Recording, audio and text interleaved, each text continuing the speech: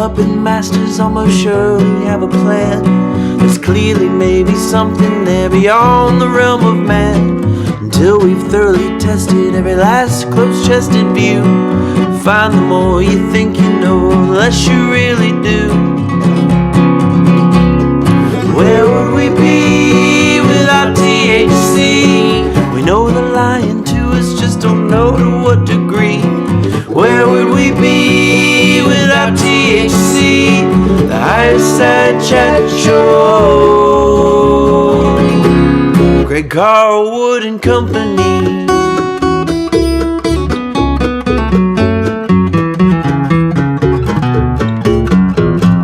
So say we all, good people of the internet. From the Sunshine State, I'm Greg Carlwood. And just outside the purview of the typical American mind lies an archetypal force weaving its way through many unexplained phenomena, manifesting in many forms and taking on an almost endless number of embodiments, causing mischief and chaos, subverting taboos, dissolving boundaries, and mystifying man as if that's its prime directive. Its many faces have been recognized by a number of groups, from Native Americans and Indigenous Australians to occultists and conjurers, yet it remains elusive and ambiguous to even those who have accepted its influence. It inspires hoaxers, motivates magicians, and encourages internet trolls, igniting the internal charge one gets from trickery, sleight of hand, and the astonishment of onlookers. One could consider it to be some ethereal artist from behind the cosmic curtain whose greatest works include what we would often refer to as paranormal, high strangeness, UFOs, and Fortean events. This force has broadly been known as the trickster, and few have been so bold as to try to pin down this slippery something, but today we are talking to one such man in George P. Hansen, author of the classic book, The Trickster and the Paranormal. For the uninitiated, George was professionally employed in parapsychology laboratories for 8 years, 3 at the Ryan Research Center in Durham, North Carolina, and 5 at Psychophysical Research Laboratories in Princeton, New Jersey. His experiments include remote viewing, card guessing, electronic random number generators, seance phenomena, and ghosts. He has been active in a number of psychic, UFO, and New Age organizations, and even helped found a skeptics group just to keep balance in the force. His papers in scientific journals cover mathematical statistics, fraud and deception, the skeptics movement, conjurers in parapsychology, and exposés of hoaxes. And he's also a proud card-carrying member of the International Brotherhood of Magicians, a legend in paranormal research, and it's an honor to have him here, the anti-structure educator, high strangeness explorer, and talented trickster biographer, George P. Hansen. Welcome to the Higher Side. Well, thank you. Yes, I'm really looking forward to this. Your work has been cited by many previous guests, and I tried to outline the general shape of what we might call the trickster in that intro so that we wouldn't have to start from scratch. I know your general basic definition is that the trickster is an archetype or a collection of abstract characteristics. Talk to us about some of those characteristics just so we get all the listeners on the same page. Well, one most obvious characteristic is deception. And we certainly see that in the UFO field and most paranormal fields, whether it's Bigfoot or other monsters. In parapsychology and in spiritualism, there's been a long history of fakery. In virtually all paranormal fields, they're sort of tainted because of the deception, and they're sort of marginalized. And marginality is often a characteristic of the trickster. So one could go on and on and on, and as we discuss more, if I'm not being clear enough or not giving enough examples, just tell me. So I'll turn it back to you. Fair enough. And I think it's pretty clear that the trickster isn't just one supreme entity, but it is almost like a personality profile, an archetype that can be embodied in many different ways. Is it fair to say that the trickster is almost like a form of energy or a force of some kind in the world, almost akin to gravity? I wouldn't call it a force. I wouldn't use that word. I would prefer to keep it a little bit more abstract. Something like a constellation or the trickster qualities or trickster characteristics.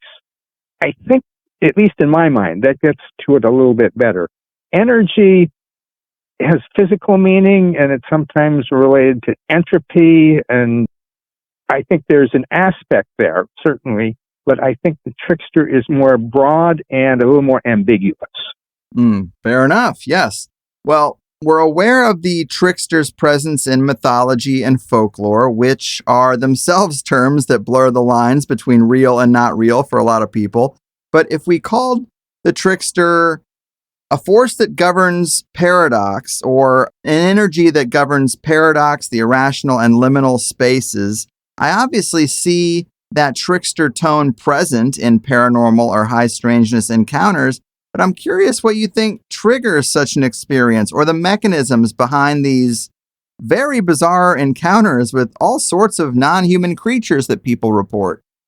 Well, I don't know if you can get behind that, but we see these aspects of the trickster all across the board.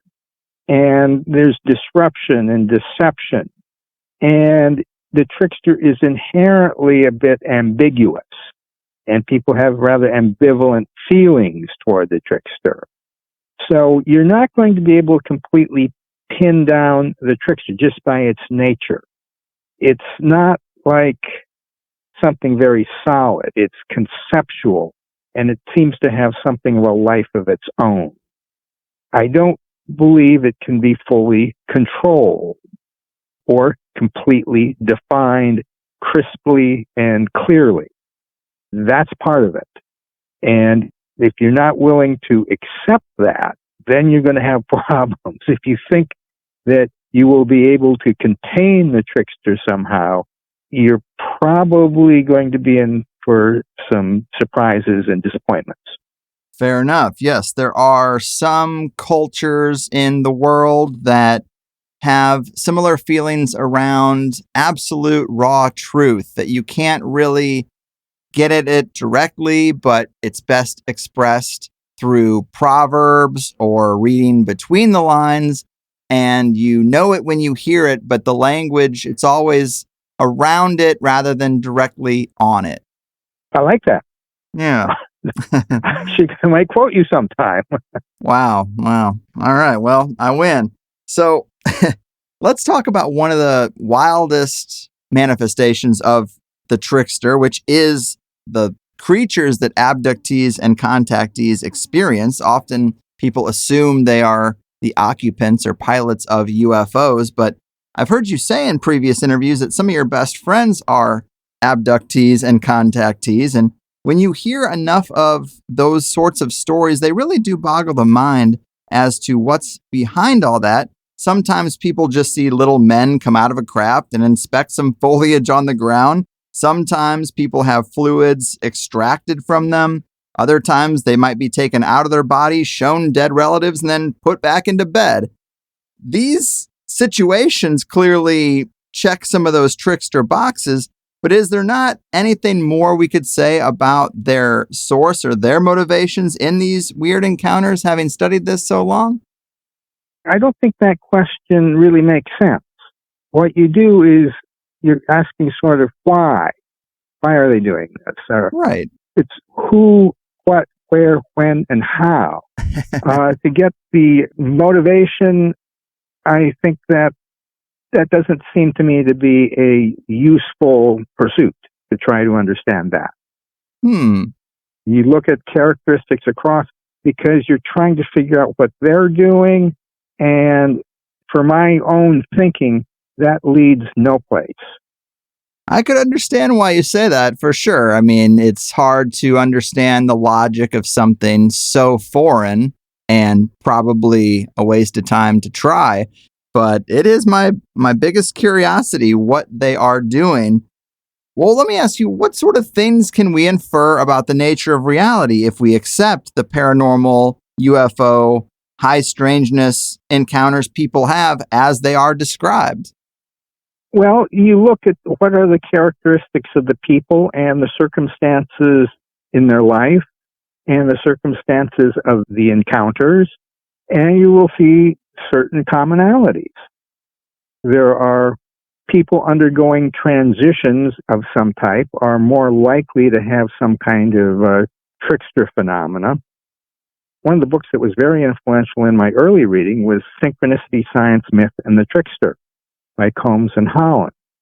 And they pointed out that when people are traveling, they're likely to have more synchronicities, especially traveling not in their car, but say on a vacation or a trip someplace that's a little out of the way.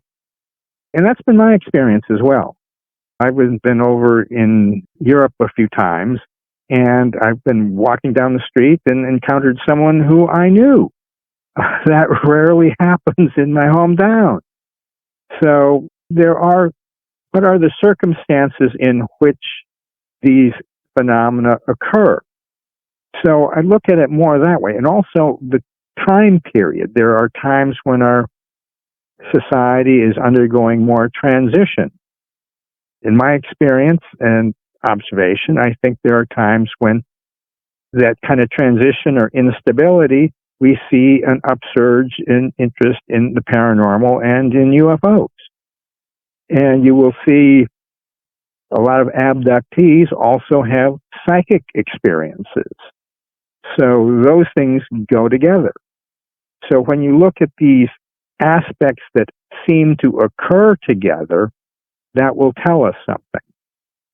I'd have to think a little bit more to elaborate on that, but if you look at what else is happening around the people and their lives and maybe the people in their community. So right now we're seeing two things that I point out in some of my lectures. We're seeing a lot of UFO activity getting an enormous amount of attention, but we're also seeing a lot of attention given to transgender. I don't think that's an accident. I think those are very closely related. And both have very strong trickster qualities. Right. Gender studies and gender in general right now is obviously a somewhat thorny topic. People have very emotional, visceral reactions to such conversations, but the characteristics of the trickster are subverting binaries, sexual taboos, and this sort of stuff.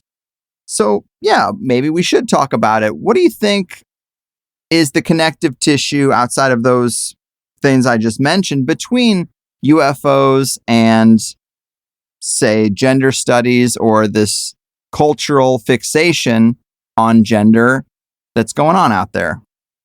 Okay, well, I've attended a number of large conferences on transgender issues.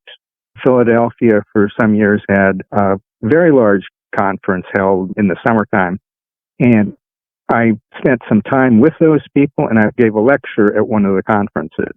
And I found them absolutely interesting people, some very, very impressive people there.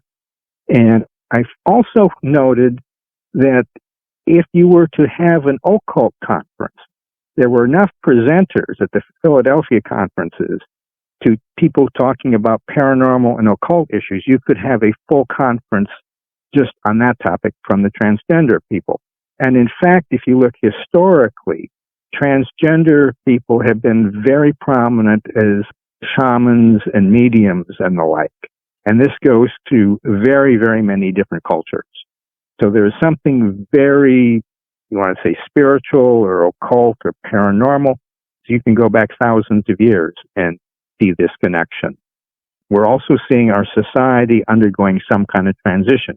I don't know where it's going to wind up, but at this time, we are seeing enormous amount of attention given to the transgender issue. We're also seeing enormous amount of effort and information on the UFO topic. Both of these have very strong trickster aspects. And then the boundary blurring is very, very distinct there. So you see in the transgender community, there is an enormous, relatively to the straight community, there is enormous amount of interest in paranormal topics.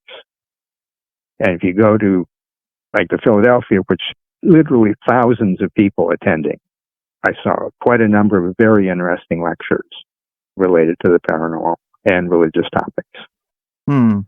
Well, you are right about an occult LGBTQ crossover that is pretty strong, that I could definitely say I've acknowledged, and people also talk about Baphomet all the time as the big iconic symbol, which is a transgendered being.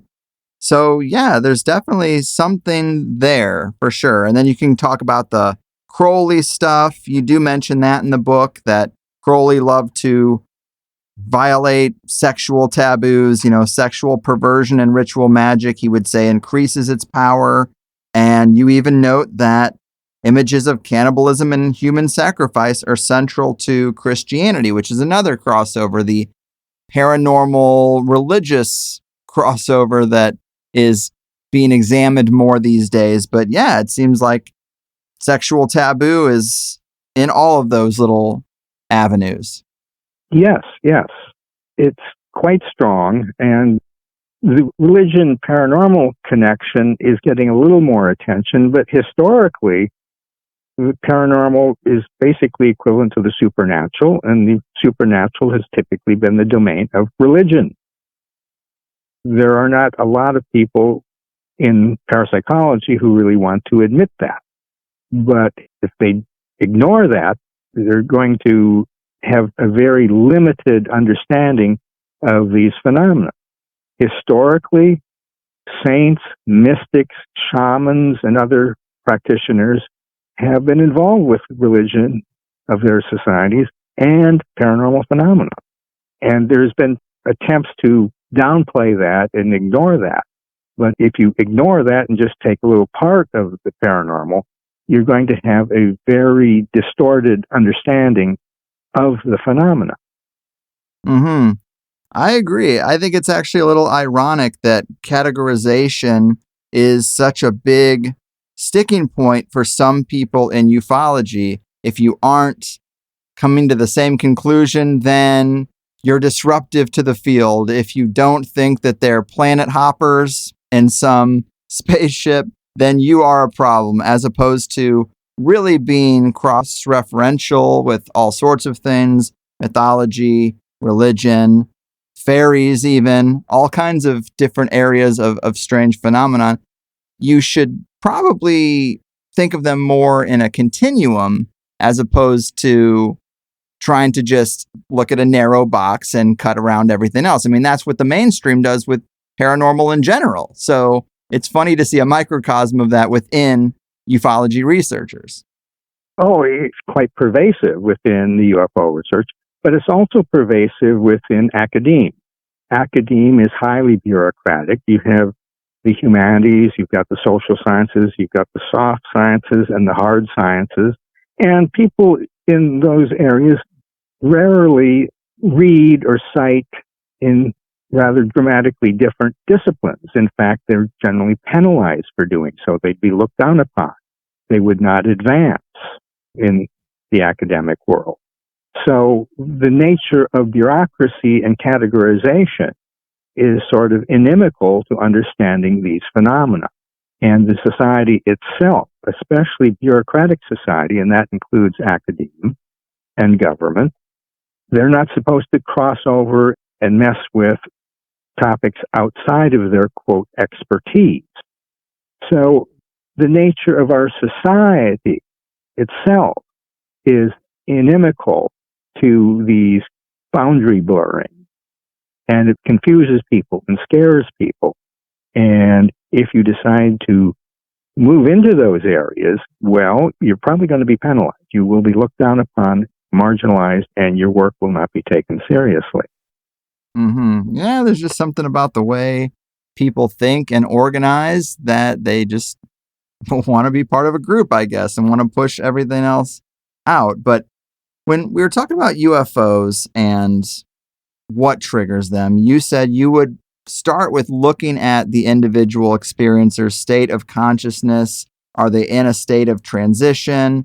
Are they in a highly emotionally volatile state? Did they experience trauma, change, travel, these sorts of things? I tend to agree it's not as obvious connection to make for a lot of people as it would be looking at people's state of consciousness and the psi effects that you've studied. But Side effects are interesting. I consider them a little bit of a different category because they don't involve other bizarre, seemingly autonomous beings. Maybe these beings do come from a certain state of consciousness or are triggered from them, but these puzzling abilities of the mind, like subtle influence of random number generators, remote viewing, card guessing, psychic reading, premonitions, skeptics would say these things can't be true because we already know X, Y, and Z about reality. But if we were to get past that and accept this psi phenomenon as proven, like the data shows, how has that 8 years of your study and the time since caused you to reconfigure your construct of reality in accordance with folding in what that strange data seems to prove? Well, I looked at all this something more from like a sociological or more likely an anthropological approach rather than a psychological approach. So if you look at who the people are who are involved in, say, the remote viewing program, what do they do? What other activities are they interested in? And if you look at the government psychic spying program and the personnel involved with it, and the government UFO programs, there is a huge overlap. In some of my lectures, I have a long list of the people who are involved in both topics. Even at the very beginning of the program, when Uri Geller was brought over to be tested at SRI, well, Jacques Vallée was in a tower at SRI watching for UFOs while Geller was being tested. So the connection there is very, very clear. And you will see people in the remote viewing area have an interest in, say, near-death experiences, and people involved with near-death experiences often have an interest in the UFO topic. So these things go together. And if people are not aware of this, they're going to miss a whole lot. And the government remote viewing program has heavy involvement. If you look at, say, the Skinwalker Ranch, there's all sorts of wonderful overlaps there. Right. And it's interesting that once Bigelow ended up kind of retiring that venture and selling the ranch, he started a consciousness studies organization. Yes, I'm not sure what he's doing now. He had NIDS, National Discovery Science, and now you've got Brian Fugel, who is funding some very interesting research. And they're sending people out and they're looking at cattle mutilations and other entity types of experiences. Then they're also looking at geophysics and various electrical phenomena and the like. And that's the way I think the research needs to go. It's sort of a shotgun type of approach. Let's try something and see what happens. Right. There's a lot of people actually talking about the locational aspect, like what makes a hotspot for such things. Is it qualities of the earth? Is it pressure building up in certain areas of the earth? Is it ley lines? There is the theory about a connection between earthquakes and UFO activity, which was strange the first time I heard it, but there does seem to be a correlation there. Yeah, well, John Durr and Michael Persinger had written on that 30 to 40 years ago. So that's not something new. People have been looking at that for some time. I haven't kept up on that research, but that deserves more attention. Ray Stanford was looking at things along that line, and Paul Devereaux over in the UK has been looking at somewhat related topics. And I'm sure there's a lot more that I'm not aware of. And again, these have been marginal people who have generally not been part of the big academic structure, but some of their research is very, very interesting. Yeah, definitely is. And when I think about the book you wrote and all the different areas you cover and the sections dedicated to hoaxing that goes on in both the realm of psi effects and mediumship and UFOs, and the way you were like, no, let's hit this head on because it's also an element of the trickster. It's not something that you should just kind of ignore. It's a big part of the paranormal. Well, that also is a big part of what we might call alternative energy research. Tesla type stuff. There is the quest for 0-point energy and energy science. And there is this paranoia of the government's involvement and the government suppressing certain technologies. And there's also fraud where people say they've made over Unity devices and haven't. And I just find that all curious, that electrical phenomenon and applications of electricity and energy science is another kind of box that we could also say we sometimes see the trickster playing in. Yes. And also you see some kind of connection with technology, certainly with magic. And there have been a number of scholars of magic who brought attention to, well, okay, there's some kind of relationship with technology. And I think that deserves a little more attention as well. The people who are at the cutting edge of technology often have an interest in paranormal topics. Mm-hmm. Tesla would be one, Edison would be another. You look at the big funders, James McDonnell Douglas Aircraft was one of the big funders of paranormal research. Robert Bigelow, also an interest in space technology, and one of the biggest funders in paranormal research. So there is something important there pushing us forward technologically. And that should be, tricksters are innovators. They are disruptors. And some technology is very disruptive. So we might be seeing more of this as the disruption in our society continues. We're looking at AI. I can't think of any paranormal aspects, but there probably are some there. Right. Well, Elon Musk has referred to it as summoning the demon, and Gordy Rose has referred to it as playing with the altar to an alien god. So, like, that language is very much in there. And then, like, the most popular technology company, Apple, is invoking the bitten apple religious symbol. So there's that weird religious connection again. And a lot of... Oh, I hadn't thought of that. Oh, man. And then a lot of other people have also noted that if you break open a phone or a computer and you look at the motherboard, a lot of its patterns and structure look like sigils from old grimoires. And that's another weird, somewhat connection. There's also that general theme of the ghost in the machine, the idea that these computers are actually vessels for contact, perhaps. And maybe that's what AI is. Maybe it's not artificial intelligence, but you've opened up some kind of portal to an intelligence that can just speak through it. I mean, how would you really know the difference between something organically created and something that becomes a vessel for a foreign exotic consciousness? I like that. And some of the orb phenomena that shows up on cameras. Well, sometimes people see it, sometimes they don't, and it shows up. So is this phenomena interacting with the machine somehow? I don't know, but it's intriguing. It is.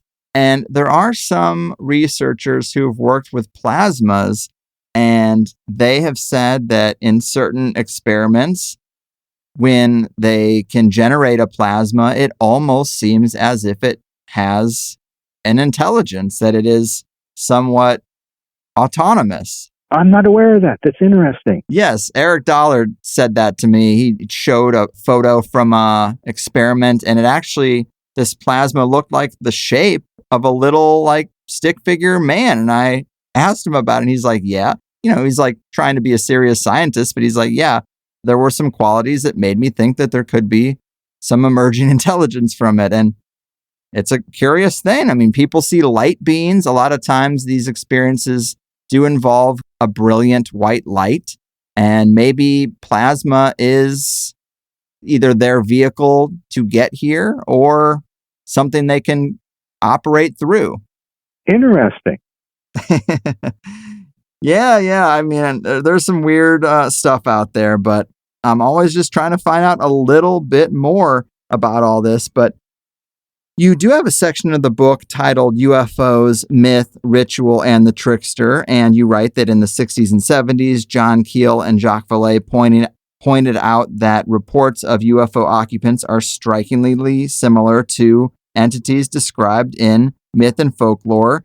During those same decades, anthropologists made significant advancements in understanding myth and ritual. I'm curious what you think about that connection between ritual when it comes to indigenous cultures and their beliefs. These cultures that live closer within nature, they tend to find a place for the paranormal in their concept of reality. They seem to have a pretty complex understanding oftentimes of things that the Western mind can barely even accept. Yes, that's true. They have typically a simpler society. They don't have as much social stratification. They do have some, but they're more likely to have, in rituals, typically the status distinctions will be lowered, or basically there will be no status distinctions. There are very few. There might be a shaman who leads the ritual, but people will have what Victor Turner used, the communitas, sort of an equality. And you can see this in our culture occasionally. If you work in a large corporation, you're not going to just say hi and wave to the CEO. But even in smaller corporations, there's a status level. Well, at the company picnic, well, you might very well have more direct personal interaction with the top people. And that's sort of like a time of communitas. But during the normal workaday, you have very rigid boundaries between levels of management and workers and all that. So our culture has probably more stratification than some of the earlier cultures. And with the stratification, there's more rigidity in your roles and in what you do, and less, in some sense, freedom of what you can do within a structure like that. So when those distinctions, those roles sort of collapse and people are more at egalitarian situation, those phenomena may erupt and become more common. Those are some of my thoughts, but that comes out of some of Arnold van Gennep's and Victor Turner's work. So if you're looking at the social situation, not so much just the personalities, but just what are the relations of various people. And it's often the marginal or the outsider that has the more interest and involvement with paranormal topics. I sometimes kind of joke, well, who in corporations consults fortune tellers? Well, secretaries perhaps, and maybe CEOs. Right. But people in between, they probably wouldn't be quite so willing to admit that. And certainly the CEOs and some big corporations do use remote viewers and psychics. I've been involved with some of that. But they usually keep that very quiet. Yeah, the stratification of our society obviously is pretty far and wide, but I do get curious and speculate a lot of times about that upper level. They seem to have a lot of different thoughts about this stuff. They seem to have just concepts that aren't necessarily advertised. There's the old trope of the king's court, and the king would have some sort of occultist, astronomer. He would have someone whose expertise is those areas, someone shaman-esque, and that's not necessarily thought about in today's upper levels, but I'm not so sure it's gone away. I don't think it has. And I think at very high levels, people are aware of these things. They have to be. And I suspect it's more common than even I know of. And there are certain well-to-do people who I know who do employ psychics and want to keep up on what's going on in the world. So I was going to ask you about this. You have a paragraph in the book about psi where you say, in any given psi experiment, it is difficult, if not impossible, to fully determine who causes any result. Experimenters, subjects, checkers, and others may all contribute some influence even without conscious intent. ESP is not blocked by distance or time. Retroactive telekinesis suggests that persons in the future can influence the past. I'm pretty interested in that. Retroactive psychokinesis. Psychokinesis it tends to be defined by moving objects with your mind. You can do that from the future influencing the past? Yeah, that work was pretty well known in the 70s and 80s. And there were a series of theoretical efforts that were generally lumped under the title of the observational theories. And much of the work, the pertinent work, was done with random number generators. And there were a number of other formulations of these ideas. There was the notion of psi-mediated experimenter effect. There was the divergence problem, the source problem. And so there were efforts to try to determine who was the source of these paranormal effects in the laboratory. And as the researchers studied it more and more, it became more and more nebulous. Now, this research is not very well known. All the work is primarily published in the professional journals and conference presentations, and it was largely headed by physicists. So it's not very well known, but yes, the problem of determining who is actually causing a particular effect is often rather nebulous. Now, in certain poltergeist situations, there seem to be some kind of disturbed individual or someone who's got some type of transition or other problem. But even then, you've got multiple people involved. So it's very difficult to pin down, okay, who is the cause. Now, certainly there are people who display psychic talents much more frequently than others. Nevertheless, they're not always successful psychically. And I suspect there's sometimes, if, say, you were going for a reading, you wanted a psychic reading, it may depend on your own personality as well as the psychic's and who is the major cause for the phenomena. You might think, okay, there's certainly the psychic has had a reputation, but is the psychic the cause or the source of the effect? That's not so clear. Maybe it involves somehow the relationship itself, whether it's unconscious or conscious, whatever. So that requires a fairly sophisticated understanding of the laboratory results and how the laboratory experiments are undertaken. And that's almost never discussed in the popular literature, unfortunately. And the people in the field now that I read seem to be unaware of that. In the 60s, or in the 70s, and especially the 80s, there was a large amount of money pumped into the field comparatively. Today, and in the 80s, there were like 6 laboratories in the U.S. doing research, publishing in referee journals with people in offices and had paid staff.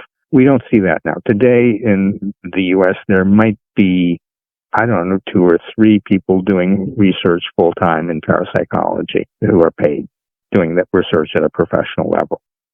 Now, there is the Skinwalker research, which is getting quite a bit of attention, which is it's not a really traditional laboratory type situation that they've got.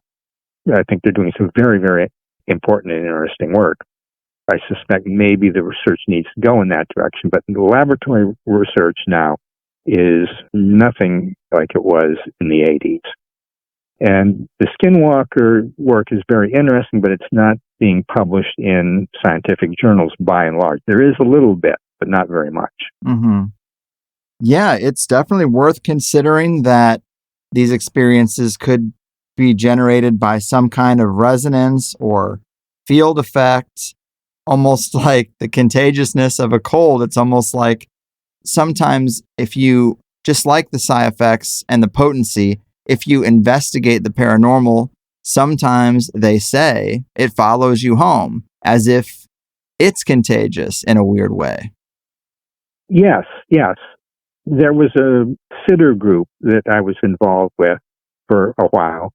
And when other people would visit that group, sometimes they'd go home and have certain odd phenomena happen. And you also see that in the Skinwalker work. So, yeah, there is some kind of contagion there. I'm pretty convinced that that's a legitimate way of describing some of it. So if you were pressed, would you say that your most likely conclusion is that the grays would be a product of the individual experiencer's unconscious mind? No, I suspect these entities have some kind of independent existence, or at least quasi-independent. I don't think these are simply generated by the experiencers. Fair, but their state of consciousness and, elements of trauma or heightened emotion, these things are relevant to the experience, but maybe not the primary source. Yeah, and I'm not sure we can identify a primary source. It may be a constellation that is a relationship between a variety of factors and people, that these phenomena do occur, but to try to identify a source might be going in the wrong direction. I think it's worth trying, but also looking at, okay, what else is happening there? What are the commonalities in these cases? And taking a broad brush, okay, if you look at strong phenomena, what else is going on there? Is there more deception?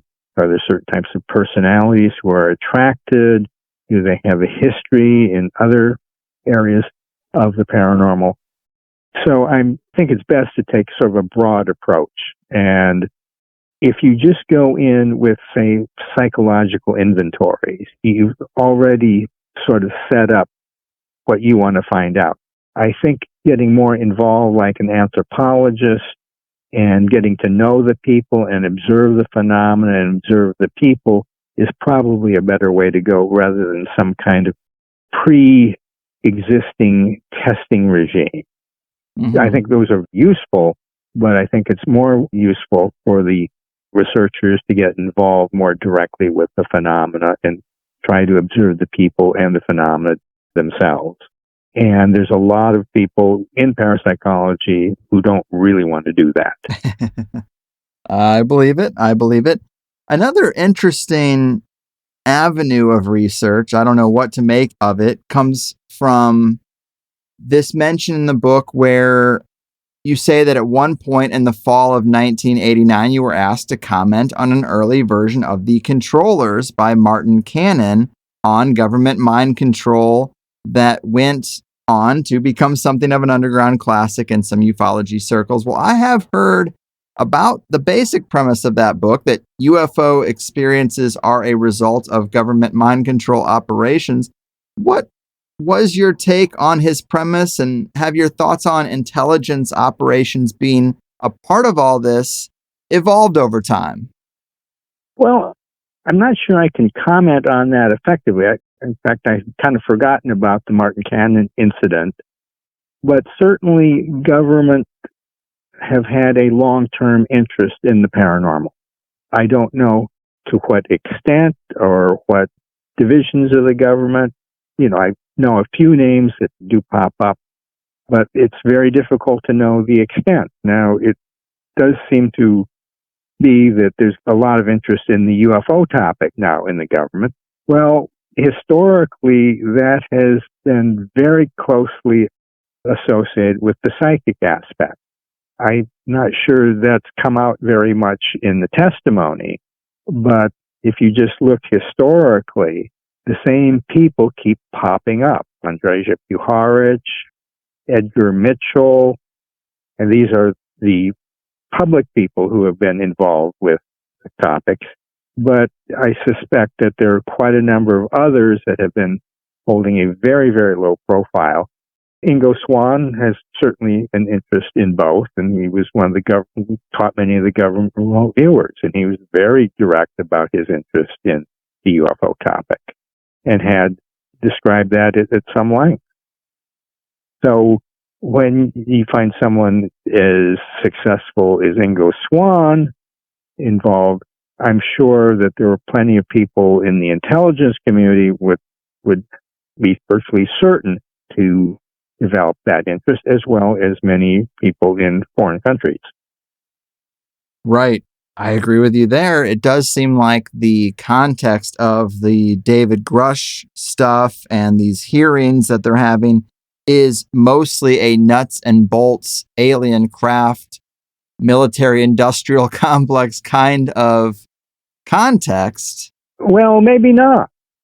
Certainly, you've got people like Jack Sarfati, who's been involved with remote viewing and UFOs and the like. There's alternative physics. So I suspect that there are people in the government who are much more sophisticated in their thinking. I don't know how much power they have. If they are thinking strictly nuts and bolts, I think they've got to be more sophisticated than that. As far as I know, there's no really good theory connecting remote viewing with UFOs, but there needs to be. And there's obviously people who are very involved with both topics. Now, I don't know how much theoretical advance that they've made, but they certainly have to realize that those things are connected. Oh, yeah, I certainly think they are connected, and I hope that there are people behind the curtain that make those connections.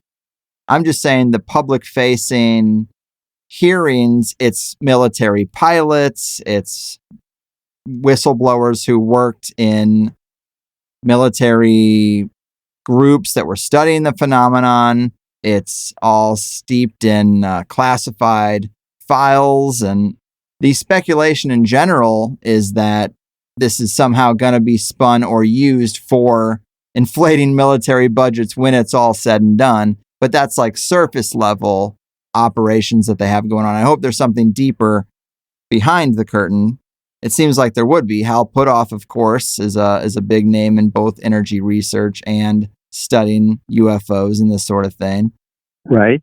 And there's got to be more. Probably a lot of names we don't even know. Well, and if these phenomena do occur, they may be very disruptive, and there may be some blowback. If you look at the Skinwalker and the hitchhiker effect, there are side effects. Have they been able to control those? Probably not. Mm-hmm. There may be effects on their families. In fact, certainly that's part of the Skinwalker phenomenon. So there may be unanticipated consequences. And those consequences may be rather severe. I didn't know about effects on people's families. I don't think I know of examples of that. No, you need to read The Skinwalkers at the Pentagon and go into it in considerable detail on that.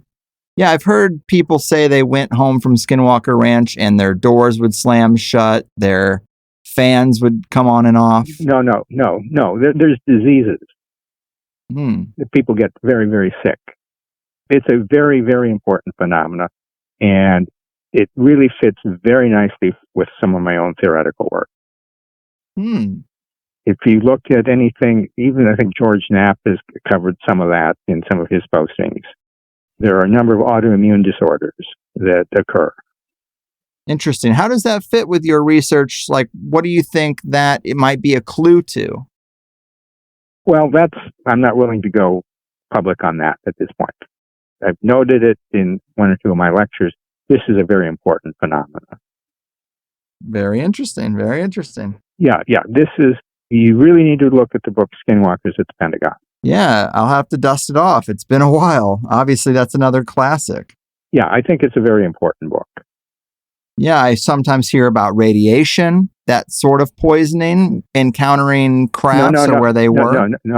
No. This is a radiation model probably is not appropriate. Okay, some other sickness vector then. Yeah, we'll leave it at that. But remote viewing and side effects, coming back to some of that, just the notion that they aren't blocked by distance, that's been proven with remote viewing many times. I mean, just the nature of it, remote viewing, if it was blocked by distance, then you would just be using your eyes. But time is such a wacky thing. And sometimes I think that if ESP and psychokinesis aren't limited by time, how are things not just absolute chaos from even just a small percentage of people at all periods of time dabbling in these sorts of effects? Maybe there's a way of answering that question. I don't see that would be. You have to look at regularities. what things seem to happen in over hundreds of years. And what are the patterns? You need to look for patterns, not trying to explain, understand why. You have to understand what first. Right. So the selection of topics and questions is rather important. And a why question is usually not productive. I'm full of why questions. I don't know why I'm so stuck on the why, but no, you see, if you're thinking in that direction, you can't make progress because you're dealing with what you know. You need to find out what else you don't know yet. Right on, right on. Well, I was going to ask you about this, but Terence McKenna suggested that the universe runs on narrative, and that always struck me as kind of interesting when thinking about things like synchronicity and how people's lives tend to unfold into a good story or stories that hit certain notes. This might relate to Joseph Campbell's The Hero's Journey. Just these beats that seem to come up in a person's life. And this idea that the universe would run on narrative, that it would push people towards self-organizing our lives in almost narrative plot points. Do you think there's something to that statement, that the universe runs on narrative? Yes. In fact, your description here, it made me think a little bit more on that topic. Yeah, I do think there is something there. I'm not really sure how to formulate it, but it is a topic that I do have some interest in. And your discussion of it, in fact, has prodded me to think a little bit differently about it. So that's a very deep area. Narrative would probably be an area studied by literary criticism. And that's an area that I have developed some interest in. So I'm not sure how to express that and what that means. There are other people who have said similar things, but right now I have not figured out, in my mind, exactly what that means. So, I've got some ideas about it, but I think it's an important issue. And if you write anything more about that, I'll be interested in hearing a variety. I'm interested in a variety of different perspectives on that. So I think it's a valuable area to pursue. I'm kind of confused by it, but that's probably a good thing. It's curious, but people who pay attention to synchronicity obviously start to notice more of them. You mentioned the travel and synchronicity thing.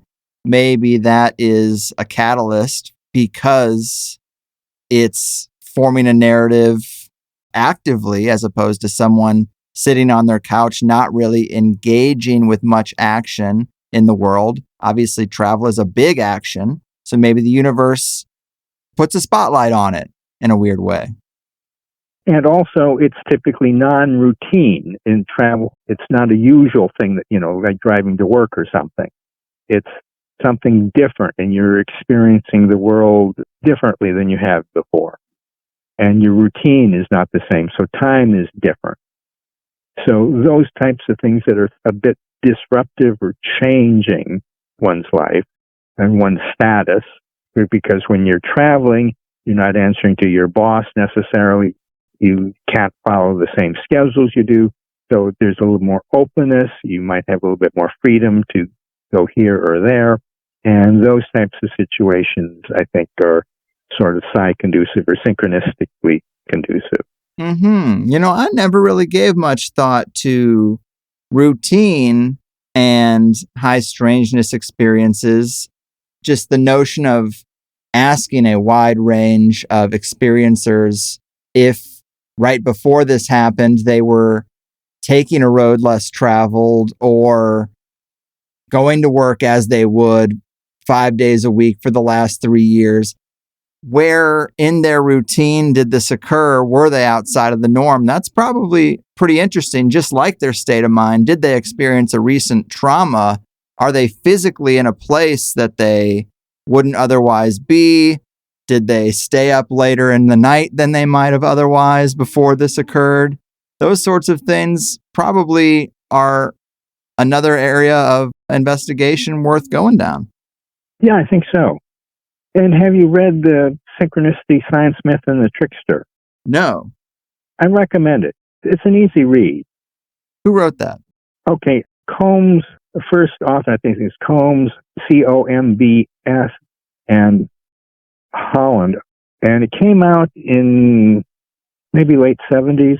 I'm sure I have in my list of references, it's there. Yes, I've heard you mention it before. Definitely it's on the list, on a very long list. And on the subject of looking for patterns rather than asking why, we mentioned that the Trickster governs liminal spaces. And speaking of liminality, at your request, we started this interview at midnight, sort of a liminal space between dates. Might there be some hints to the nature of high strangeness encounters and the fact that they often involve nighttime or the darkness? Is it easier to foist a display onto someone if the canvas is dark rather than filled with the intense distractions of waking life? Probably. The Ganzfeld procedure was one of the more successful ESP procedures, where people would have halves of ping pong balls put over their eyes so they're looking out, and there'd be a light, usually a reddish or pinkish light, so they would not have too much stimuli. And it would be new for most of these people. And in that situation, they would be more open to impressions. That was the idea. And it was a relatively successful method for eliciting paranormal experiences. So it's partly trying to mimic, to a degree, the dream state. One of the reasons they went to the Ganzfeld is that dream telepathy research took, a whole night for one trial, whereas the Ganzfeld experiments took a few hours. And it would put the mind with when you had white noise through the headphones and reddish light shining on the ping pong balls over your eyes, you were sort of in a new state that probably hadn't experienced before and would be more receptive. And the mind or brain would perhaps have more chance to do some unusual things. Mm-hmm. The mind would perhaps have more opportunity to form something different than in the usual state of mind. Right. Somewhat of a sensory deprivation situation. Yeah. And I'm not expressing this very clearly, but that was the general idea. Yeah. I've seen that setup before, people experiencing that, and sensory deprivation is as popular as ever these days. Is it? Oh, very much so. Most major cities have a few facilities you can go and experience a float tank, which is basically that. The water is so buoyant with salts that you don't notice the difference between the air and the water. You're floating, the temperatures are synced up, and it's dark, and it sends you into a great state of relaxation. Some would say with enough practice, astral travel and all that is also made easier. Makes sense to me. It does make sense to me too. And I wanted to ask you more about dream space. Some cultures actually make less distinction between waking life and dream space than we tend to do.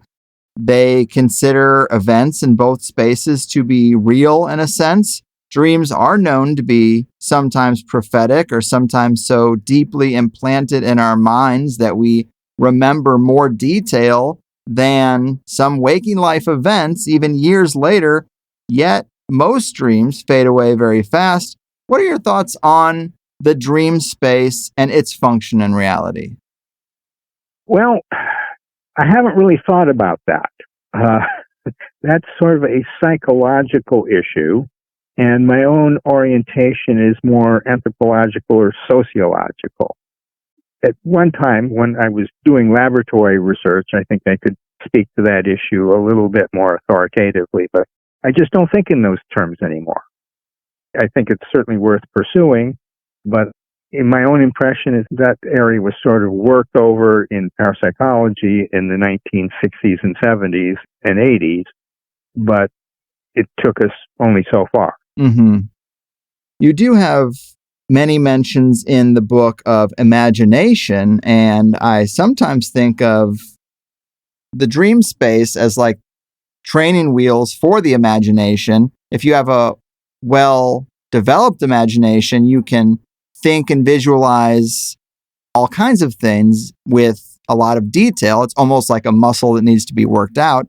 But when we're asleep and we go to the dream space, it really is just a fully engaged imagination. But I am curious if a person's imagination or dream space, in some sense, could be a location that someone or something, either of a paranormal nature or someone using an exotic technology, could actually navigate to. What do you think about that idea? Yeah, I think that's worth pursuing. It's not something I've given much thought to recently. I perhaps should. I just don't think in my own theoretical work these days, those kinds of issues are not coming up, but I should probably think about them a little bit more. So I just can't comment effectively tonight on that. It's all good. I like to ask people about things that I haven't heard them talk about much before, because I just think that's a little bit more interesting.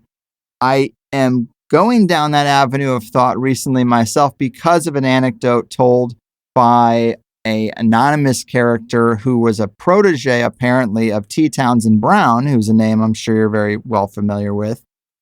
Well, the author of a biography of T. Townsend Brown, Paul Shatskin, wrote this book in conjunction with Brown's daughter, who's alive and was his assistant at many points, and an anonymous source who was a protege, who was part of this maybe breakaway civilization or group outside of the normal bounds of society.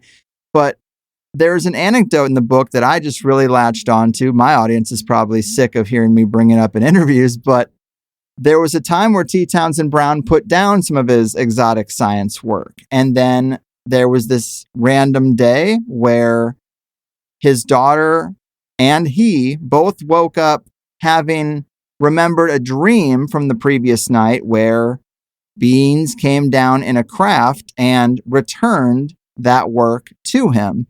And when this anonymous protege was asked about this shared dream experience, he said, "That was us. We brought the work back to Brown." So he's basically implying that his group has some sort of technology that can visit people in a state where they think it was a dream. Someone as high level a thinker as T. Townsend Brown himself would be unsure if that was a real experience or a dream. And that's just so in line with so many experiencers from Visitors in the Night. They're like, I know that was not a dream because it was more real, but yet they still can't 100% confirm it as a waking world event. Interesting. No, I was not aware of this at all. I'll have to think about that. But fascinating. Yeah, it is. It's just that weird implication that technology can visit a person, navigate to their dream. Very wild. But yeah, I do think just all this stuff is very interesting. What do you think would be some of your most recent revelations or preponderances in this area that maybe don't get talked about as much as you think they should? One of the thinkers I've been intrigued with is Jacques Derrida. He is a French philosopher, and at the end of the 20th century, he was considered probably the most influential living academic philosopher of that time. If you've been educated in the humanities or social sciences, you've probably heard that name. If you have not had that kind of education, you may not. But Derrida has published quite a large number of books. He's written explicitly on telepathy, and he's also written on ghosts. And he has a very well-known book of political philosophy titled Specters of Marx. And I have lectured on this book, referred to it quite a number of times in my lectures. And it is a book about political philosophy, but it is also a book all about ghosts and spirits.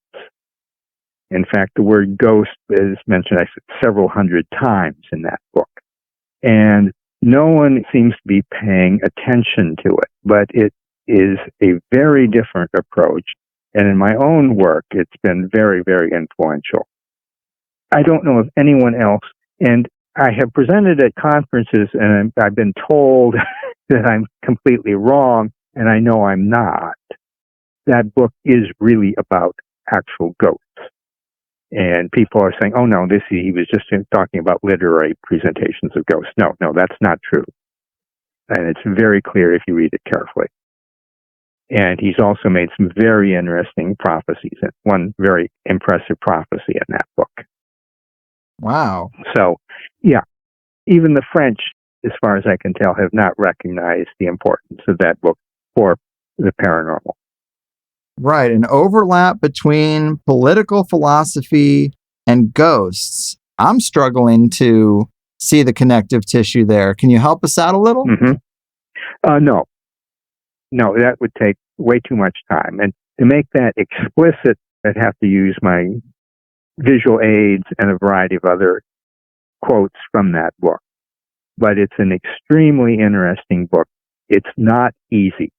It's continental philosophy. Continental philosophy is not an easy area to comprehend, especially for people in England and the U.S.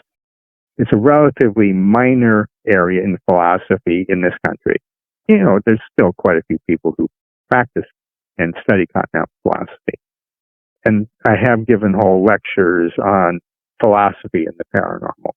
And there's a lot of very interesting material that is virtually never discussed in parapsychology or other paranormal areas, but highly relevant. Reminds me a little of Patrick Harpur's Demonic Reality, which is kind of a book about how the Greeks conceived of the paranormal, and they had a place for it, and the beings that come through they had identified.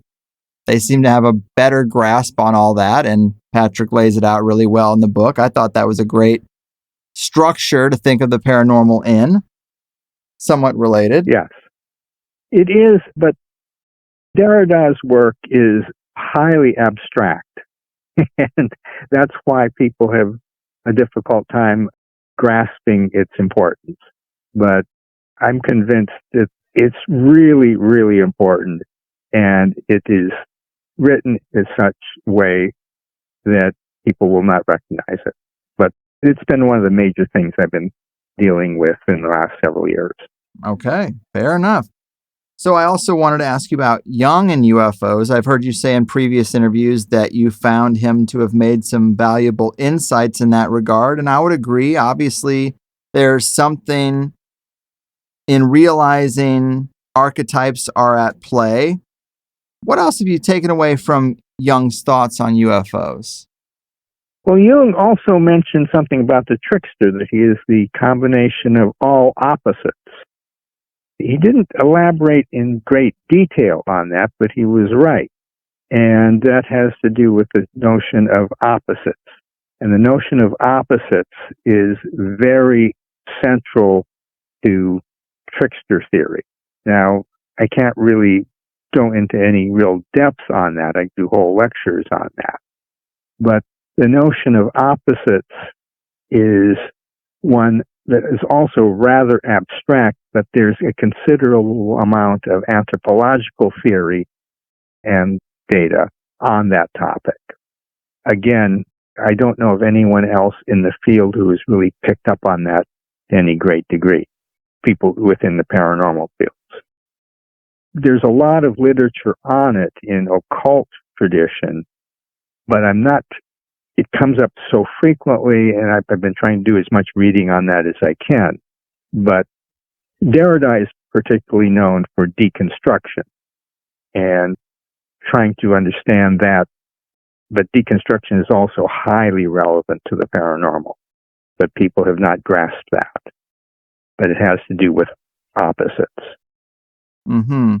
So this is an area that is wide open, but highly abstract, and people have to know something about a certain amount of in depth about the field to see how this applies.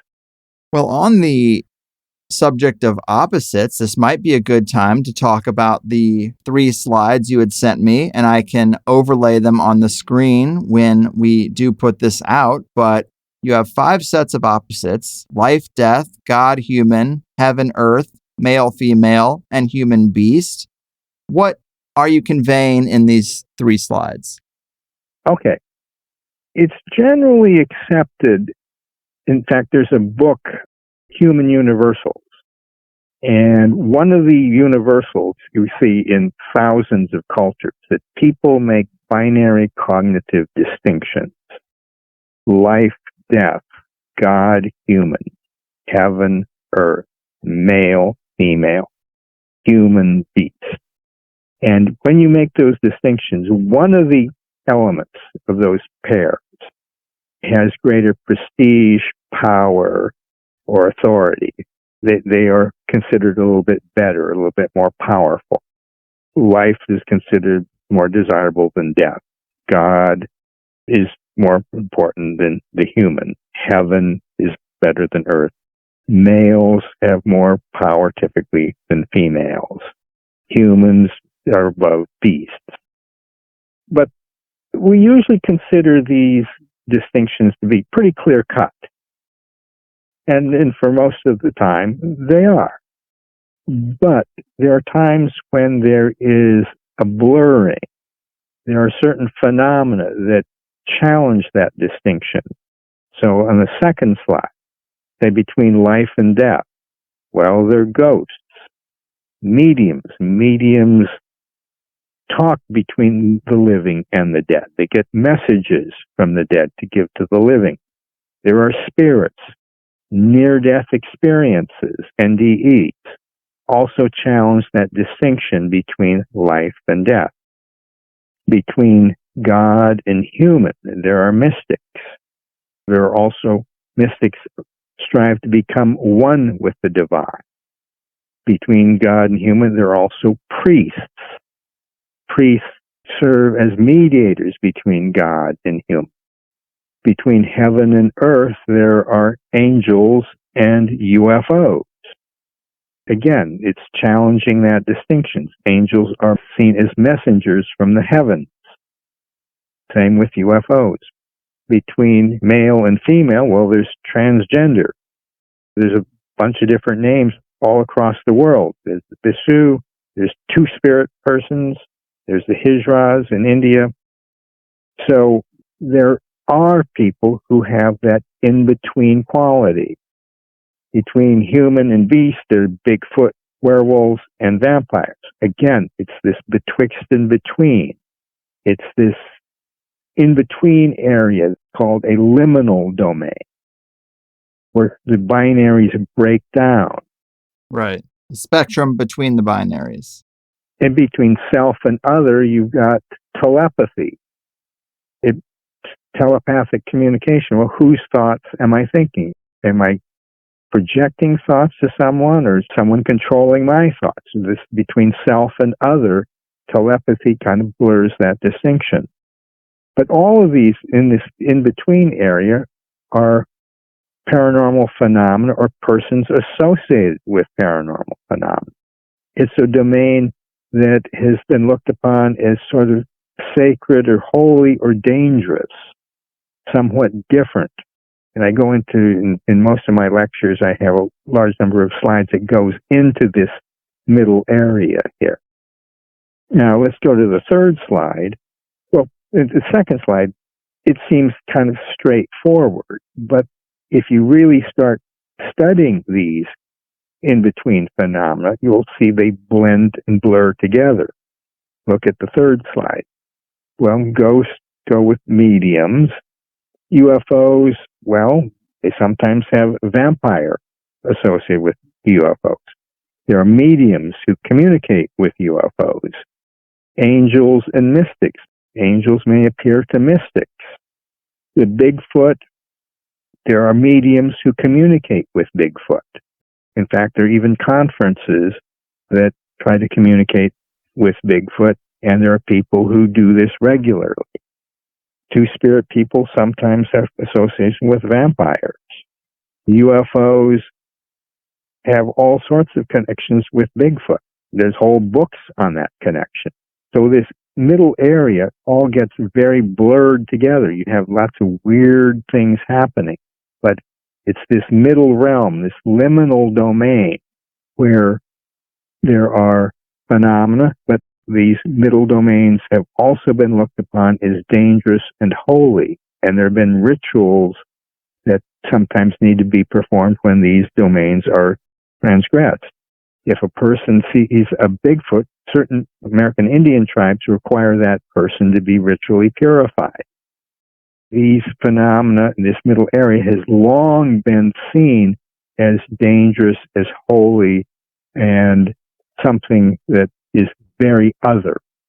Yeah, I can see what you're saying and how these things not only transcend the binaries up and down on the slides, but also left and right. It is a big soup almost. That's right. And this has significant implications for understanding these phenomena. It's this middle ground that has been looked upon as dangerous. Certain people dabble with that and take care of it, but most people don't. But in certain rituals, these phenomena, these middle ground tends to merge. So and I go in much more articulately in my formal lectures because I scripted that.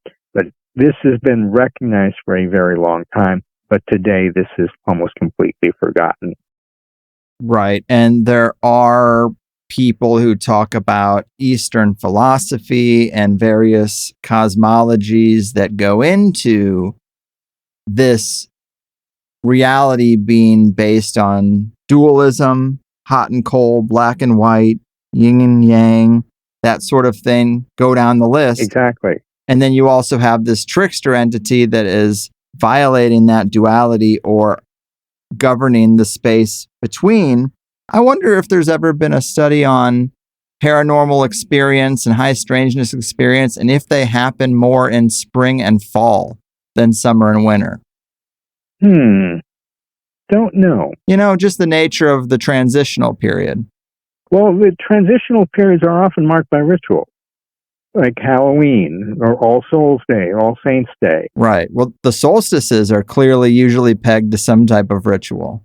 Yes, and those are, again, marking certain transitions. Yeah. When I'm looking at this last slide, I've definitely been made aware of the stories where Bigfoot and ghosts overlap and Bigfoot and UFOs overlap. Not so much the mediums, though. You mentioned mediums contacting Bigfoot. I tend to think of mediums as contacting the dead. Are they contacting dead Bigfoot? Or they're contacting Bigfoot, who maybe life and death might not be pertinent there. Jack Lapseritis has books out.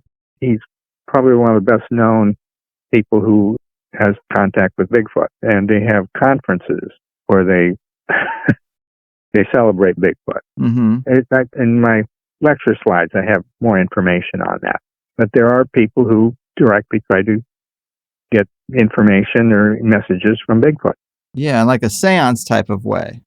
Interesting. Any results from that come to mind?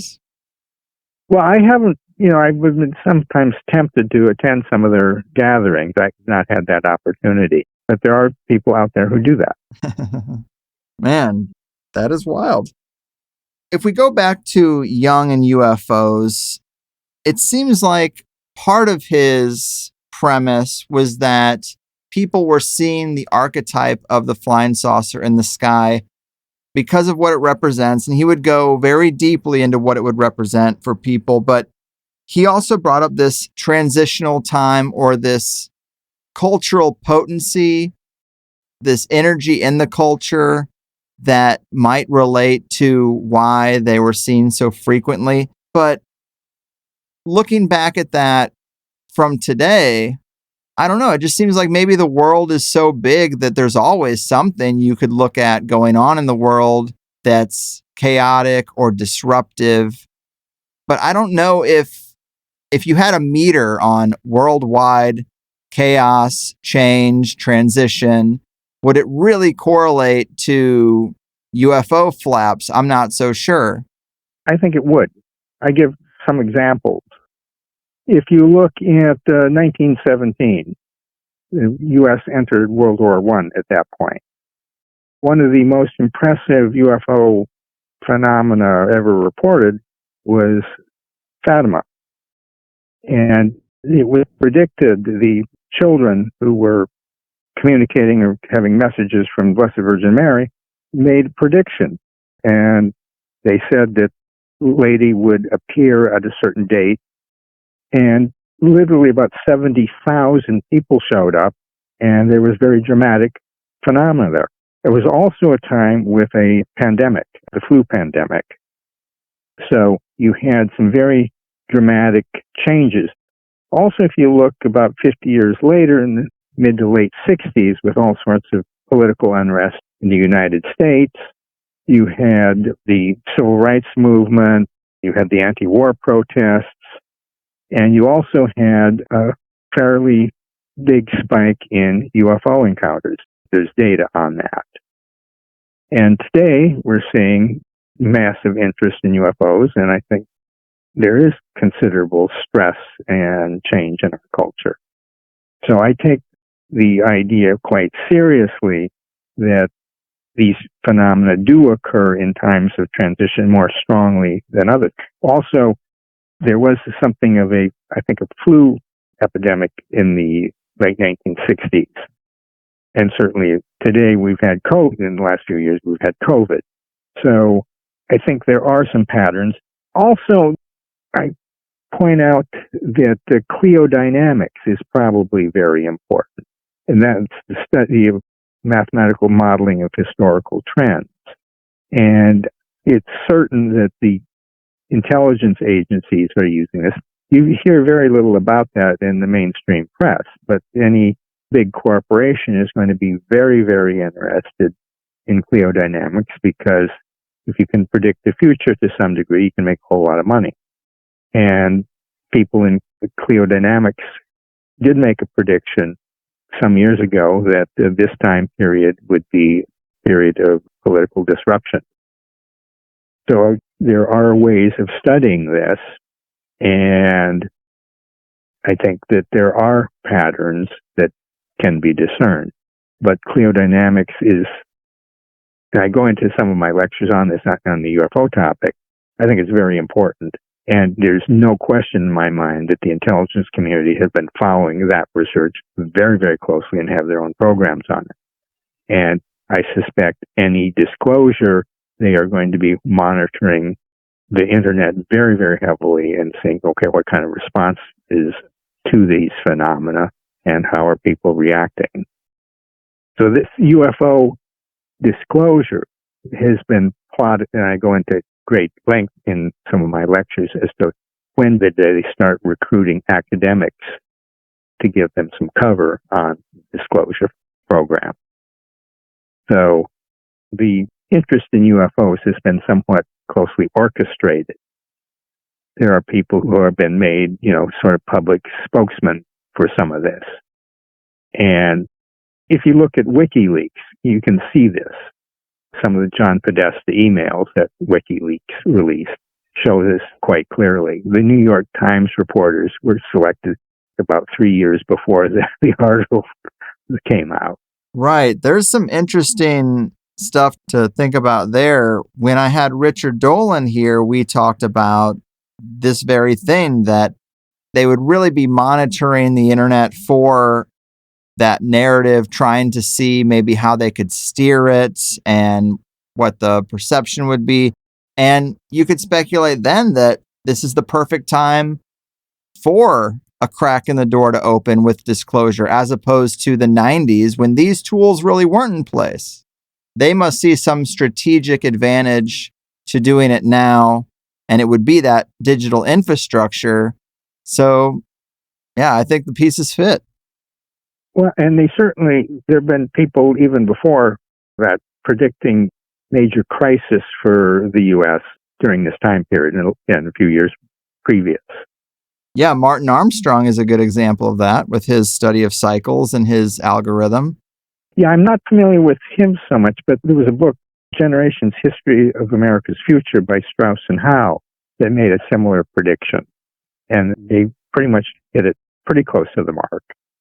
And the cliodynamics people, Peter Valentinovich Turchin, University of Connecticut, also made a prediction in, I think, Nature magazine about 10 years before. Yeah, it's certainly a period of high stress. Obviously, COVID did that, and there's geopolitical stress, financial stress.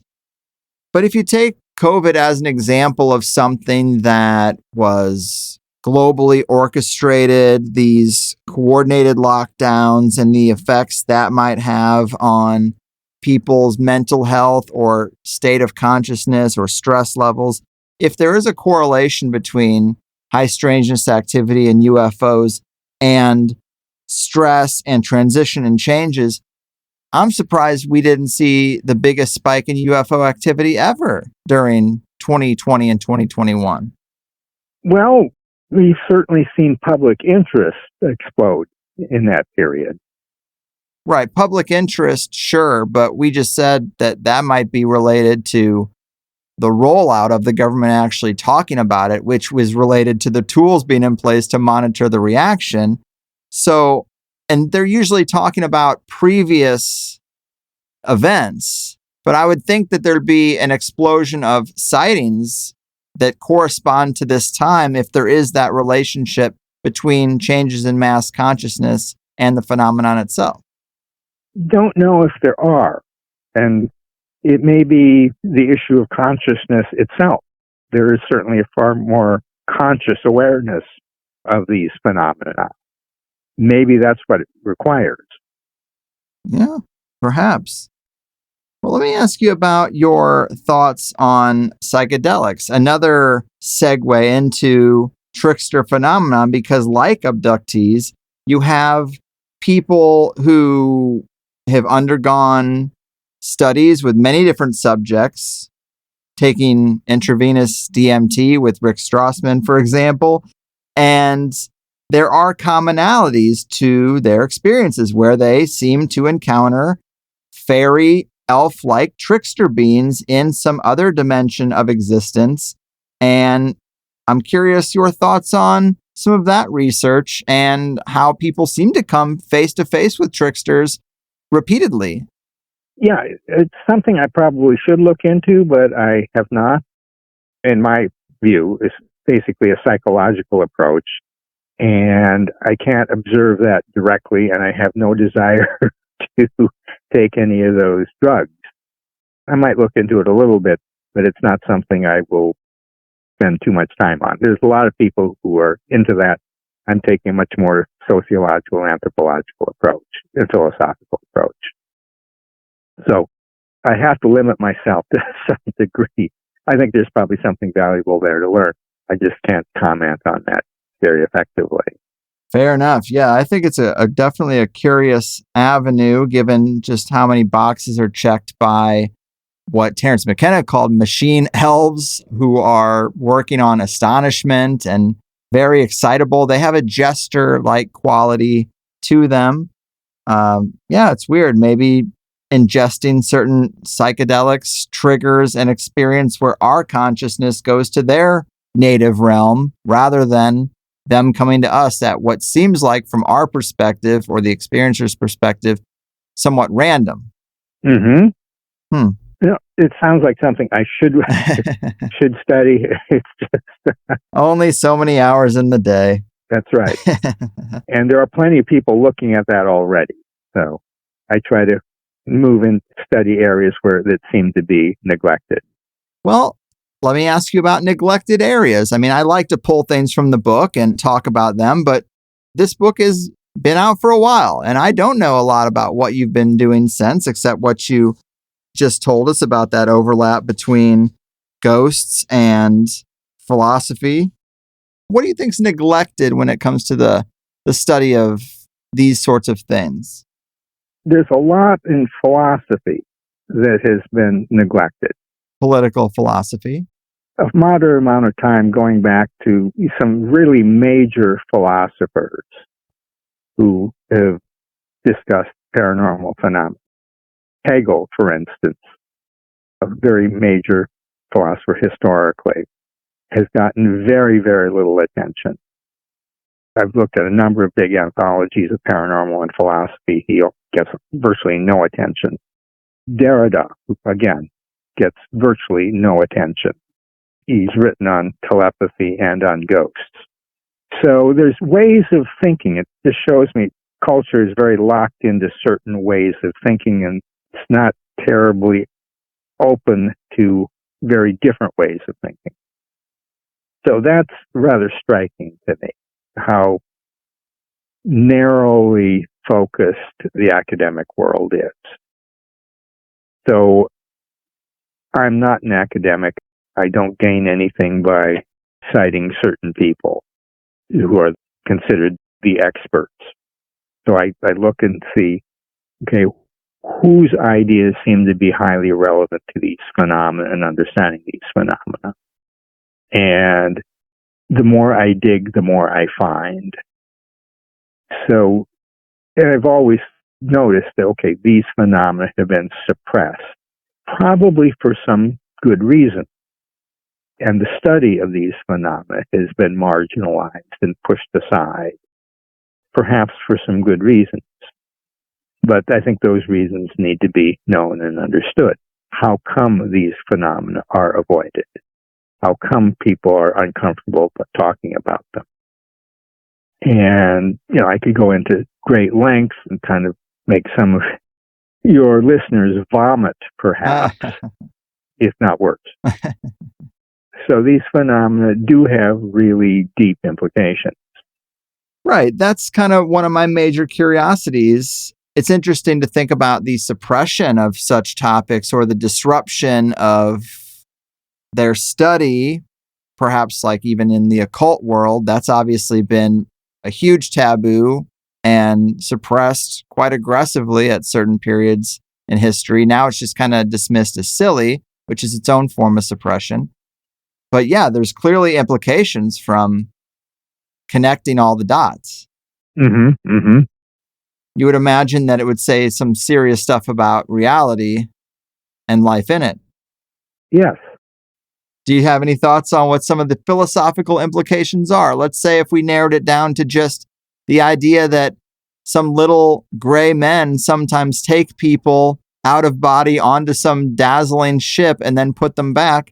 What are the philosophical implications of such an experience that happens to many, many people?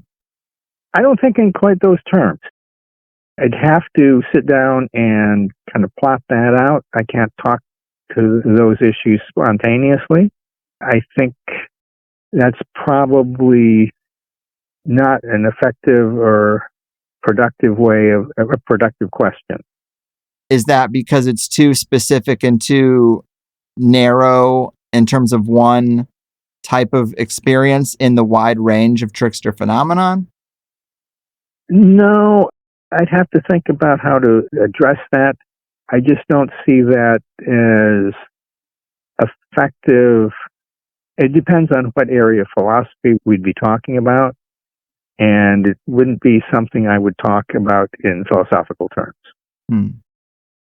Right on. Well, I was also going to make sure we fit some room in for this because you do have a little bit about government involvement and CIA funding. Of course, that was big for a while in psi research, but I thought this little paragraph was curious where you say, when the intelligence agencies toyed with the paranormal and with mythologies, they had little idea what they were dabbling with. Engaging supernatural powers can lead to problems in distinguishing fantasy from reality and right from wrong. Well, that's provocative. Do you think that's what happened to programs of this nature? I can see it in some of their contacts with the intelligence community deals with a certain number of academics who are involved with paranormal topics. And there have been some rather negative consequences in some of the lives of some of those people. And I suspect they did not know what they were dealing with. I won't go into detail at this point. That would take too much time. But one of the reasons I like the skinwalker research is because there are the hitchhiker effect. I don't think they anticipated that, but they probably should have. So, yes, these phenomena are non-local. They can affect things thousands of miles away. I don't think they anticipated that. No, I wouldn't think so. So it does make me curious. You worked in parapsychology lab work for 8 years, and there is this period of time which we're always going back to the well to talk about. But I am curious why it all dried up. Data was yielding some conclusions. There were positive results being come to all the time through the experimentation. It's not like it yielded nothing, so everybody just folded up and went home because there was nothing there. There is something there. So you would think that that would make people want to tug on the string more, not less. That's a very good question. It's been a long time since I've thought about those years again, but that's what happened. I'd have to think about the reason for that, but I think perhaps it's wrong to try to figure that out and just note that was what happened. Is that at a certain point, the field largely disintegrated. In fact, in some of my lectures, I kind of plot this out and was given some numbers. The phenomena and the study of the phenomena was essentially ejected from the academic world and from the scholarly world. The research was just basically stopped. The research that did continue beyond, say, 1989, the quality went way, way down. The people who were considered the leaders of the field at that time, who had the laboratories, you could see the quality of research was very, very poor. A number of very prominent people in the field just basically did not understand statistics and the requirements for certain statistical tests. And I have to say, I'm seeing the same thing today. People who were very prominent would make just outrageously silly mistakes. They just did not understand what they were doing. And that itself struck me, okay, this is telling us something about the nature of dealing with these phenomena. I could go into great detail, but that would require a certain amount of statistical sophistication on the part of your listeners. Well, I certainly don't have it, so. So, yeah, it's one of the things that one of the sort of reversals or the opposites. The people who come into the field, and there's a very important book written in about 1930 by Walter Franklin Prince titled The Enchanted Boundary. And one or two of my colleagues kind of noticed this as well. When someone who has really made a name for themselves in the sciences or some other area, but particularly the sciences, and comes into this field, say by the time they've made their mark, say in their late 30s or early 40s or maybe older than that, and they get interested in this field, they make horrendously silly, stupid mistakes. They really screw it up, really bad. And I've got a long, long list of those people. They somehow lose their critical judgment and their usual abilities just are worthless. And that was partly what was happening in the field. There were some people who became pretty prominent that got into the field. And I published articles and letters to the editor just pointing out these really silly mistakes that they just were not paying attention. If they had published something like that in their field of expertise, they would have been laughed out of business. They would know, yeah. So that was a rather striking aspect to these phenomena. These phenomena, the trickster phenomena operates at this very high level. At some point, I could name quite a number of names. And it happens over, and you can go back 100 years and see the same thing. Walter Franklin Prince pointed this out, primarily in regard to skeptics who would make mistakes, but it also applied very clearly to investigators who got into this field. Mm-hmm. If a person got into the fields, in their 20s and started learning from ground up, the risk wasn't quite so much. But even then, I've seen people who seem to have very high credentials get involved, and no, they just did not understand what they were doing. Yeah, I mean, it's hard to be that well-rounded. And these are some of the very most prominent people in the field. Right. It's tough to be well-rounded and multidisciplinary. So, well, they should have had someone who was familiar with the statistics.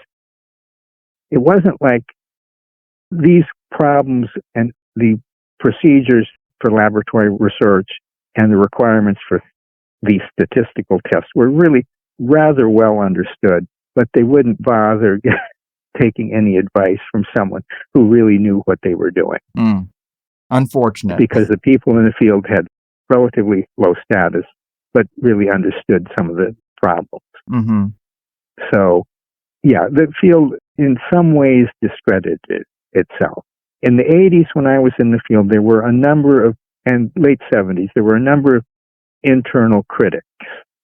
And they were tolerated and some were appreciated, but they weren't paid a lot of attention to. And so today, as I read many of the articles in some of the journals, I'm, okay, the field really is going downhill in the quality. It's not getting better. Well, I mean, that is a major bummer. I guess I would ask. Yes. If people listening. But the money, of course, was also, in the late 80s, the money just fell off. So you cannot, to establish a cohesive, long-term research program with people who really understood what was going on. The money really wasn't there. Mm-hmm. So it's several factors feeding in there, but the enchanted boundary phenomena is certainly one of those factors that was feeding in. Right. Well, I guess I would ask you, who do you consider some of the brightest minds applying their thought to paranormal, sci topics or the UFO field at a high level? If listeners wanted to make sure they're tuned in to the best sources and paying attention, who is operating at a high level these days, looking at high strangeness in general? I'm not endorsing their work, but I am favorably impressed with the stuff that's with the Skinwalker work. It's very well funded.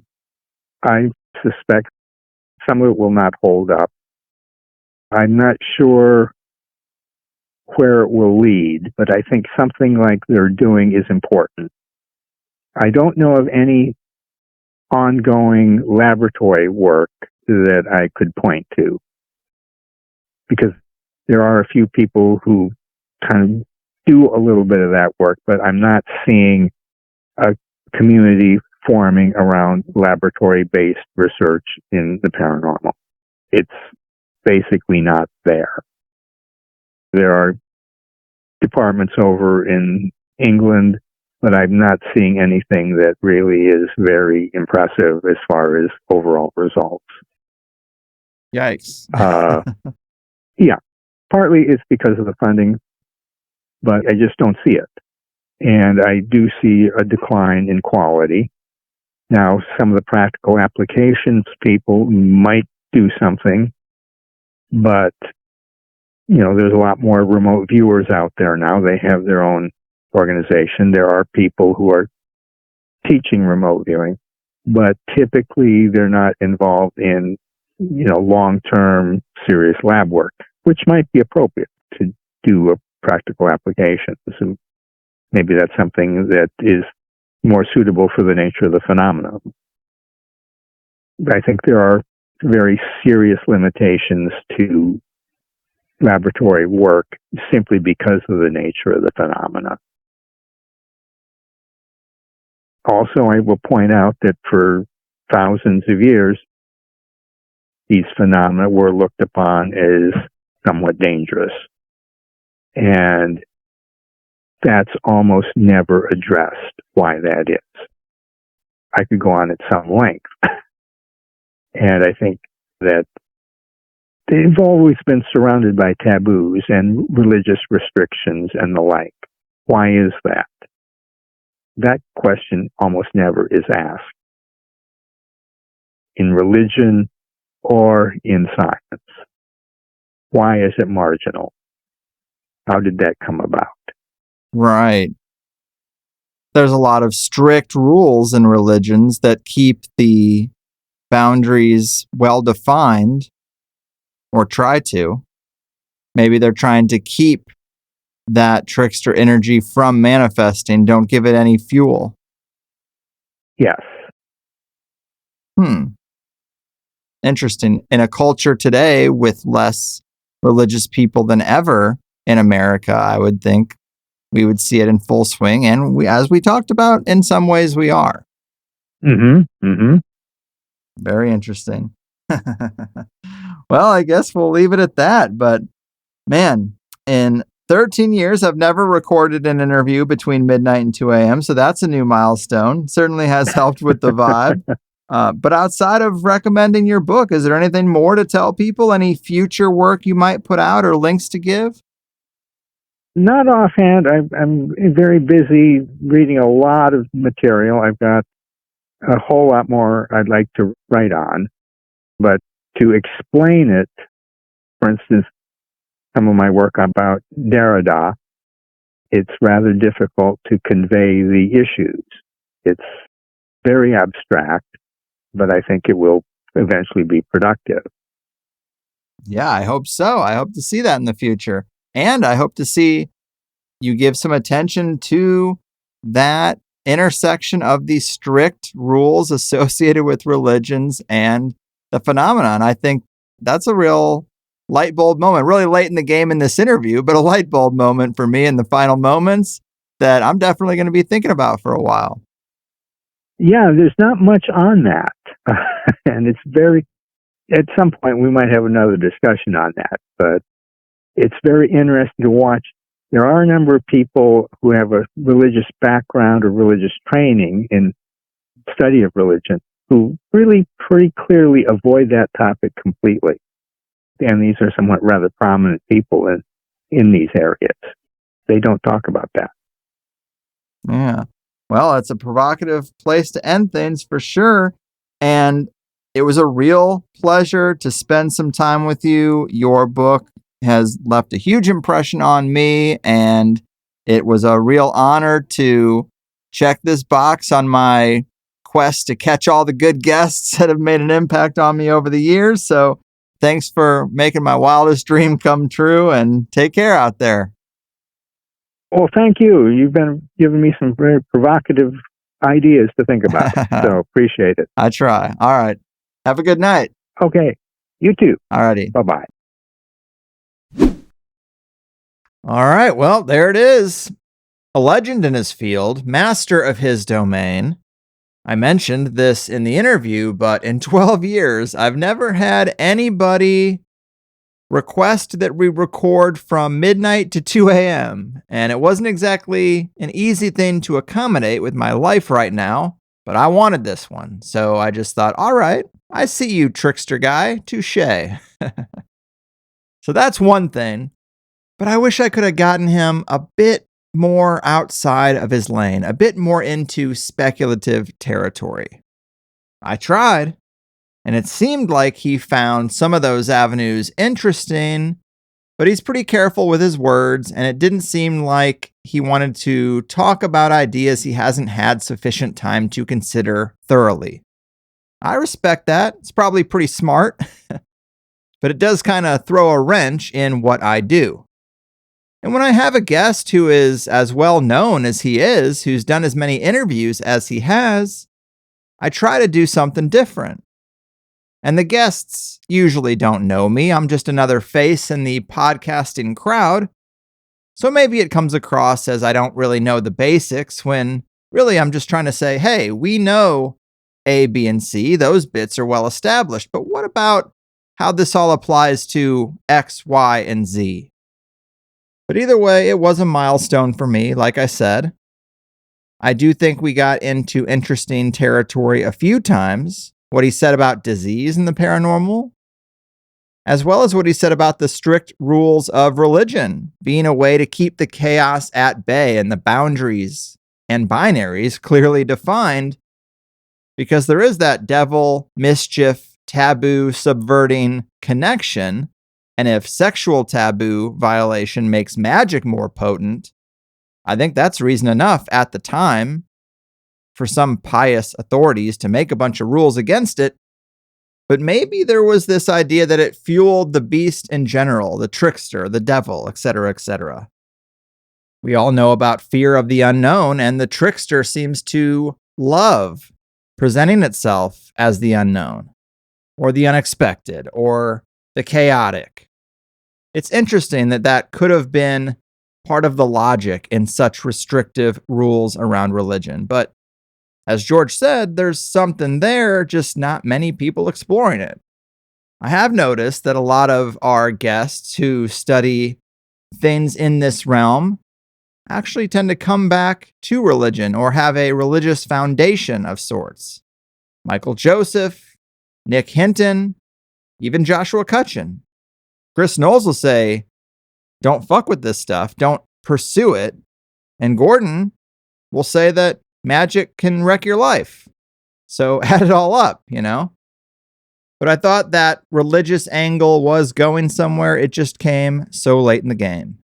But I did have a good time. His book is a classic. I mean, how many previous guests have cited it as a favorite? Many. And I included it in the paranormal top 10 book list with Gordon, I'm pretty sure. We didn't talk about this, but I always liked that point that Bugs Bunny is probably the most well-known and clearest trickster archetype in Western media. And it's also funny that liberals cite Bugs Bunny dressing as a woman to taunt Elmer Fudd in the cartoons as this example that nobody seemed to have a problem with drag back then. And it might not exactly be the same thing, but just an observation of how it's popping up in the cultural discourse these days. So overall, maybe not how I thought it would go in my planning, but I'm still glad we did it. If you liked the first hour, you know the second hour goes deeper. We added things to the stack like Young's thoughts on UFOs and the Trickster, disclosure and deception, psychedelics in the Trickster, Skinwalker Ranch research, and several other threads. You know how to get it if you want it. Thanks for listening. Let's go to the calendar at highersidemeetups.com, where anyone can make an event and find new people to add to your local network. Here's what we got on deck.